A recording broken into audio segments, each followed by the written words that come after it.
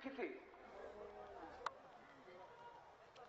যখন আমাকে ওয়াজ নসিহত করার জন্য বলা হয়েছে, আমি কোন দিকে যাব, কোন রাস্তায় গিয়ে আমি দাঁড়াবো,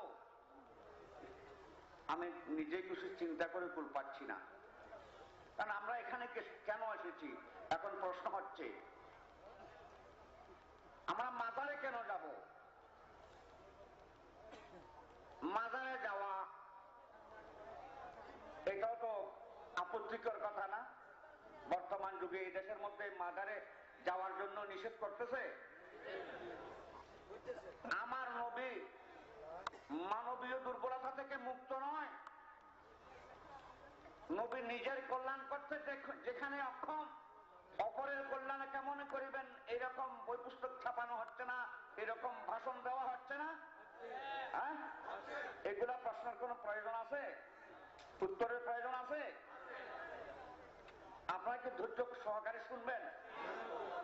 হ্যাঁ, আমি কয়টা প্রশ্ন রাখলাম? দুইটা না? একটা হলো মাজারে কেন আসবো, আবার মাজারে আসা, আবার মাজারে সেখানে গরু জবাই দেওয়া, ছাগল দেওয়া, ধরা এগুলা দেওয়া, এগুলা কোরআন হাদিসে আছে নাকি? এগুলো আপনারা কোথায় পাইলেন? আপনারা আমরা কোথায় পাইলাম? এগুলার দরকার আছে? কেননা অনেকদিন পর্যন্ত এই সমস্ত আলোচনা হচ্ছে না, বিদায় আমাদের তরিকতের ভাইয়েরা মনে হয় একটু ঘুমু ঘুমু ভাবনা, একটু ঘুমের মধ্যে পড়ে যাচ্ছে আমরা, আমি বুঝতে পারতেছি। তবে আশা করি আমি পরিষ্কার সব জায়গার লোকদেরকে দেখতেছি না। হয়তো মাহফিলের এদিকে টাইটের বাইরের লোক হয়তো ঘুমন্ত অবস্থায় আছে। আশা করি আপনারা একে অপরকে জাগিয়ে দিন। জাগিয়ে দিলে আমার এই তকলিফ আপনারা শুনতে পাবেন।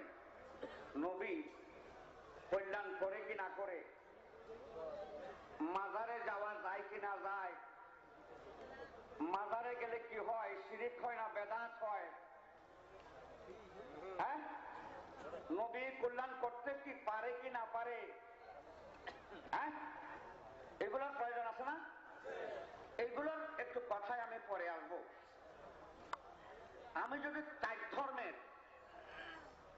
চারটা ধর্মের চারজন মৌলবীর যদি অল্পক্ষণ তকরির করি, আপনারা কোনো রাগ করবেন না তো? হ্যাঁ, কোনো বিরক্ত হবেন না তো?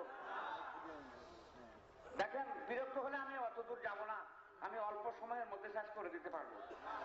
হ্যাঁ, ঘুম আসবে নাকি এখন?